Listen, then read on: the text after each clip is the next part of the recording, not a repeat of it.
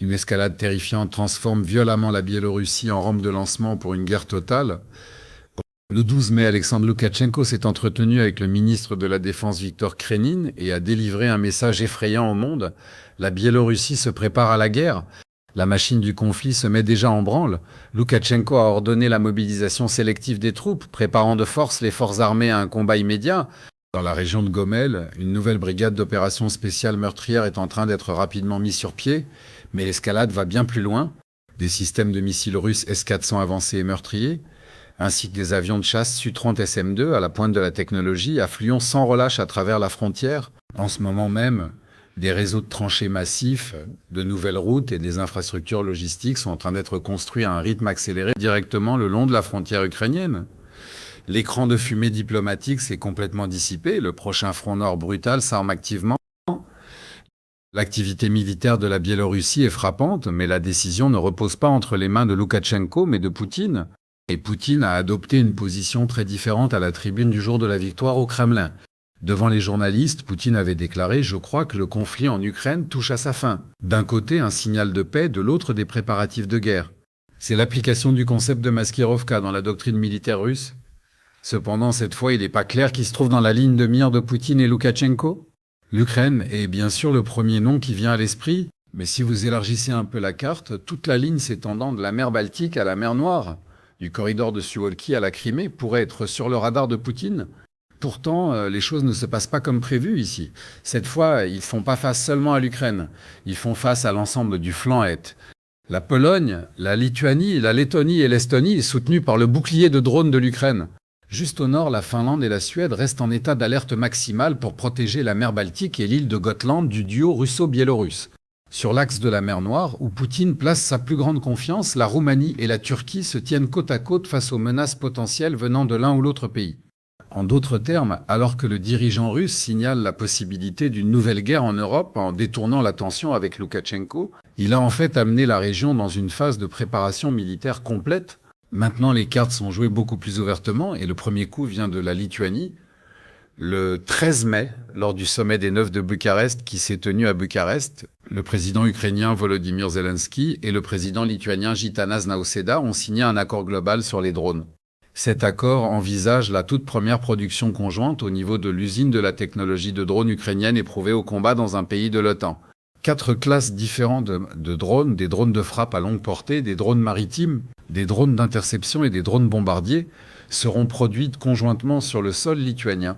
Un transfert de technologie aura lieu, des ingénieurs et des experts militaires ukrainiens jouant un rôle direct dans les installations de production en Lituanie.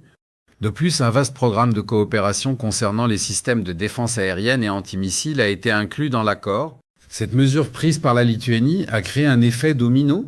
Lors du même sommet, la Lituanie a reçu une proposition parallèle axée sur la défense aérienne et des experts ukrainiens se sont déjà rendus à Riga. Voici la partie intéressante, la Lituanie avait envoyé 12 000 drones à l'Ukraine en 2025. Maintenant, les rôles s'inversent et l'expertise de l'Ukraine en matière de guerre électronique et d'opérations anti-drones est transférée à la propre défense de la Lettonie.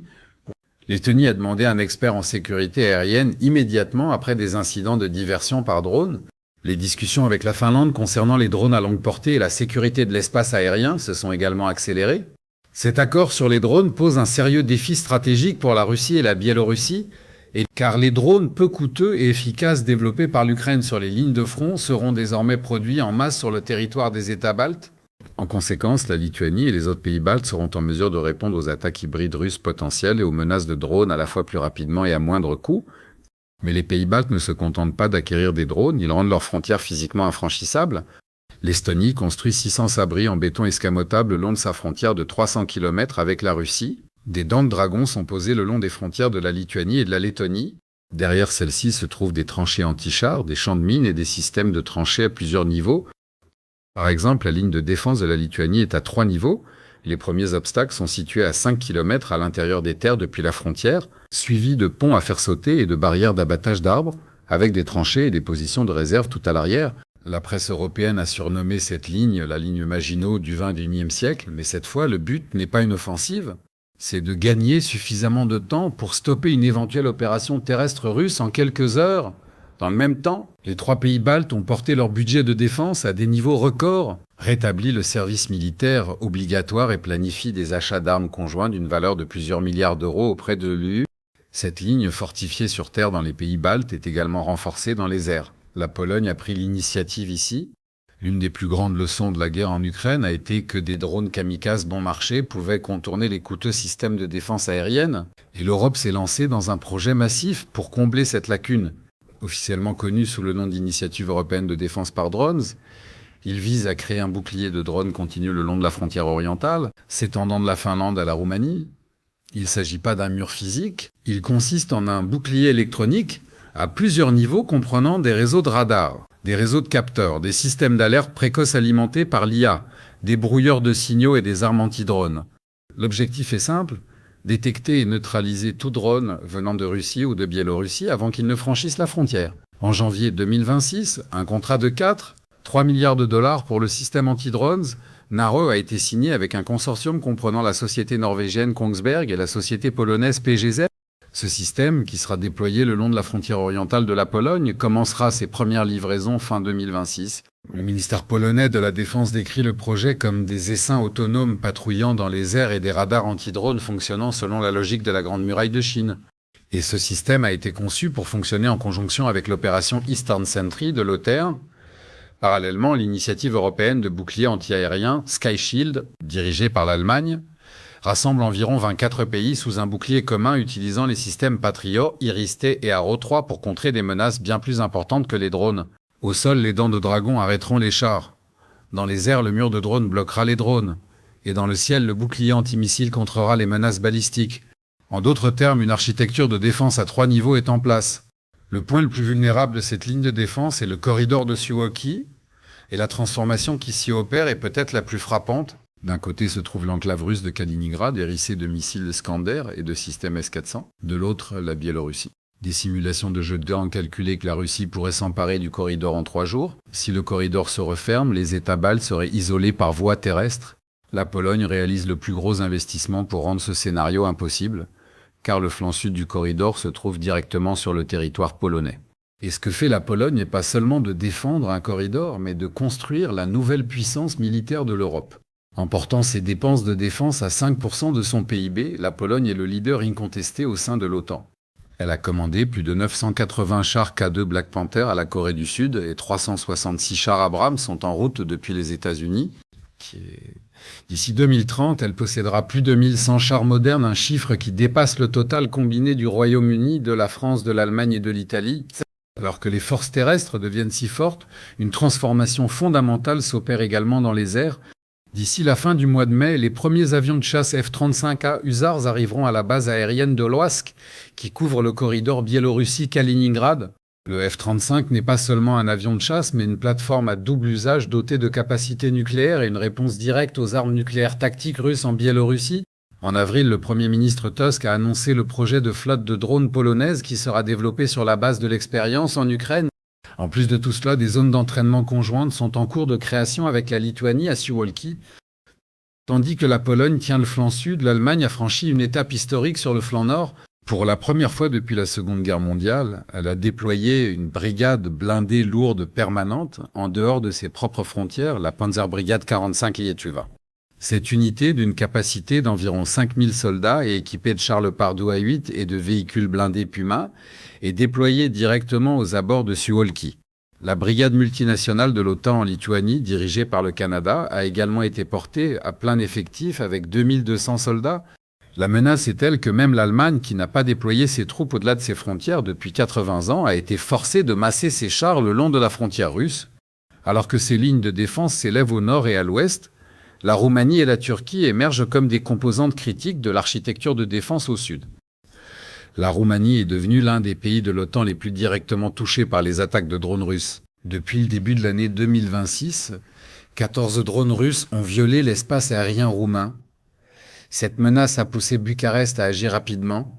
En mars, un accord de production de défense conjointe a été signé avec Zelensky. Et en avril, l'accès à un marché américain de lutte anti-drone a été garanti. Lors du sommet de Bucarest, la Roumanie s'est vue offrir un accord complet sur les drones. Le ministre de la Défense, Tilvar a cependant fait passer ce processus au niveau supérieur lors du Conseil de sécurité de l'UE le 12 mai.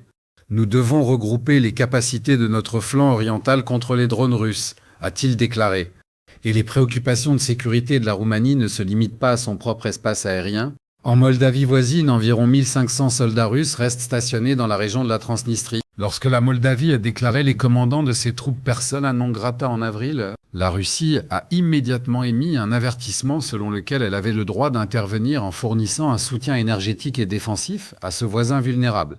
La Roumanie assume un double rôle de bouclier dans le sud-est de l'Europe, tandis que la Roumanie assume ce rôle sur terre. La principale priorité stratégique au sud repose sur la Turquie, qui borde la mer Noire. La Turquie a maintenu un équilibre unique depuis le début de la guerre. D'une main, elle a renforcé militairement l'Ukraine. De l'autre, elle a préservé son rôle de médiateur. La manifestation la plus visible de cette politique de neutralité active a été les drones Bayraktar TB2. En 2022, ils sont devenus une arme emblématique de la guerre en détruisant des cibles telles que les chars russes et le croiseur Moskva. Baykar a annoncé avoir alloué l'intégralité de sa capacité de production à l'Ukraine d'ici 2025. Et l'usine près de Kiev est devenue pleinement opérationnelle avec plus de 120 employés. Le modèle TB3 de nouvelle génération a quant à lui fait ses débuts en 2026 lors du plus grand exercice de l'OTAN, déployé depuis le TCG Anadolu, une démonstration concrète de l'influence croissante de la Turquie au sein de l'industrie de défense de l'OTAN. Mais la contribution de la Turquie ne se limite pas aux drones, un parapluie de sécurité beaucoup plus large est en jeu, des véhicules blindés Kirpi, des missiles à guidage laser, des systèmes de guerre électronique et des corvettes de classe Ada ont été livrés à l'Ukraine. Dans la mer Noire, elle restreint le passage des navires de guerre en appliquant la Convention de Montreux. Elle empêche efficacement les renforts d'atteindre la flotte russe de la mer Noire. Avec la Roumanie et la Bulgarie, elle dirige une force opérationnelle conjointe de déminage sous commandement turc. Lorsque ces rôles se conjuguent, la Turquie s'impose comme un acteur clé de l'architecture de sécurité de la mer Noire. Zelensky a clairement exprimé le poids de ce partenariat lors de sa visite surprise à Istanbul le 4 avril. Si l'Ukraine, le Royaume-Uni et la Turquie s'unissent, une armée puissante émergera contre la Russie. Erdogan, quant à lui, a exposé la position de la Turquie avec sa clarté caractéristique. Tout en réitérant la demande d'une union douanière actualisée et de voyages sans visa, il a déclaré « L'Europe a plus besoin de la Turquie que nous n'avons besoin de l'Europe ». Cette déclaration peut ressembler à de la rhétorique politique, mais elle cache une réalité concrète, de la sécurité de la mer Noire à la technologie des drones et des corridors énergétiques à la gestion des migrations. Une part importante des questions cruciales à l'ordre du jour de l'Europe passe par Ankara. Et l'industrie de la défense turque a la capacité de soutenir ces affirmations. Le tableau présenté lors de la SAR Expo 2026 était saisissant. Des projets de pôles de production de drones capables de fabriquer des millions d'unités, la munition Kemankesh d'une portée dépassant les 1000 km, des drones navals kamikazes et des prototypes d'avions de chasse Kaan. La Turquie apparaît comme l'une des nations leaders dans les secteurs des drones et de la guerre électronique, non seulement en mer Noire, mais au sein de toute l'alliance de l'OTAN. Alors que la Turquie maintient le contrôle de la mer Noire au sud, l'équilibre des pouvoirs au nord a fondamentalement basculé, et c'est Poutine lui-même qui a provoqué ce changement. En 2023, la Finlande a abandonné sa neutralité vieille de 80 ans et a rejoint l'OTAN. En conséquence, la frontière terrestre de la Russie avec l'OTAN s'est étendue de 1340 km. Un an plus tard, la Suède l'a également rejointe et la mer Baltique s'est transformée en un lac de l'OTAN du jour au lendemain. Désormais, tous les États côtiers sont des alliés, à l'exception de Kaliningrad en Russie. La flotte russe de la Baltique est entourée par la Finlande au nord, la Suède à l'ouest et la Pologne au sud, ce qui lui rend de plus en plus difficile d'atteindre les eaux libres, de recevoir des renforts et de se déplacer librement. L'île suédoise de Gotland, située en plein milieu de la mer Baltique et à seulement 300 km de Kaliningrad, a endossé le rôle d'un porte-avions insubmersible. La Russie répond à ce blocus naval par une flotte fantôme. De vieux pétroliers non assurés changeant de pavillon coupent les câbles Internet et énergétiques sur les fonds marins de la mer Baltique. Entre 2024 et 2026, le connecteur Baltic Estlink 2 et les câbles Finlande-Estonie ont été ciblés. Les opérations de brouillage GPS centrées sur Kaliningrad menacent l'aviation civile et le trafic maritime. Les navires sont contraints de revenir aux cartes papier traditionnelles et aux boussoles magnétiques. Mais à chaque fois que ces tactiques hybrides sont déployées, la réponse de l'OTAN se fait plus sévère. La surveillance de la Russie a été renforcée, la Finlande a envoyé un message fort en retenant des navires suspects, et les investissements dans la protection des câbles sous-marins se sont accélérés. Mais une ombre plane sur toutes ces préparations conventionnelles, et cette ombre provient une fois de plus de la Biélorussie. Des armes nucléaires tactiques russes sont stationnées sur le territoire biélorusse depuis 2023 et des missiles Oreshnik à capacité nucléaire y ont été ajoutés en décembre 2025. Poutine brandit cette carte depuis 4 ans mais ne l'a pas jouée car le coût de la jouer est bien plus lourd que le coût de ne pas la jouer. Les F-35 polonais sont déployés à Lask précisément en tant que plateforme à capacité nucléaire face à cette menace et le Sky Shield a été conçu pour contrer les menaces balistiques. En regardant la situation dans son ensemble, la carte biélorusse de Poutine est une stratégie à plusieurs niveaux. Créer des tensions au nord pour diviser les ressources de l'Ukraine, utiliser la Biélorussie comme base de drones et rampe de lancement potentielle, et mêler des messages diplomatiques apaisants à des pressions militaires. Mais cette stratégie se retourne contre lui. Alors que Poutine cherchait à affaiblir l'OTAN, il a déclenché le plus grand renforcement militaire de l'Europe. La Pologne est en train de construire l'une des plus grandes flottes de chars au monde et l'Allemagne déploie un bataillon permanent à l'étranger pour la première fois depuis 80 ans. Les États baltes fortifient leurs frontières avec des dents de dragon. La Turquie est devenue un partenaire de sécurité clé dans la mer Noire et avec l'adhésion de la Finlande et de la Suède, la mer Baltique s'est transformée en une impasse pour la Russie. Le dilemme de Loukachenko se résume cependant à être pris entre deux feux. Des manifestations massives avait secoué le pays après les élections truquées de 2020, et cette fragilité persiste. S'il s'engage dans une guerre totale, son régime pourrait s'effondrer. S'il ne le fait pas, il risque d'être abandonné par Poutine. Et l'Ukraine répond à cette menace non pas avec panique, mais avec préparation. Les 1084 km de frontière nord s'étendant de Volhynie à Tcherniviv ont été transformés en un mur défensif à plusieurs niveaux. Champs de mines, réseaux de drones et coordonnées d'artillerie précalibrées. Elle se défend en utilisant la technologie sans rassemblement massif de troupes, sécurisant le nord sans affaiblir les contre-offensives au sud.